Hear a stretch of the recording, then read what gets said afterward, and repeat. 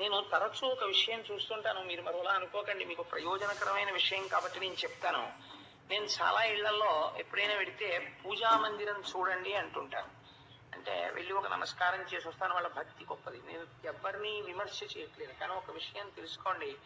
నేను తరచూ ఇళ్లలో చూస్తుంటాను, ఒక మెట్లు లాంటివి ఒకటో రెండో కడతారు, కట్టి దాని మీద ఏమీ ఆచ్ఛాదన ఉండదు, కనీసం ఒక పేపర్ కూడా వెయ్యకుండా దాని మీద ఒక చెక్క కానీ ఒక మంటపం కానీ ఏమీ ఉండకుండా దాని మీద ఈశ్వరమూర్తుల్ని నిలబెడుతుంటారు. దానితో పాటు శంఖము మొదలైనవి కూడా పెట్టేస్తుంటారు.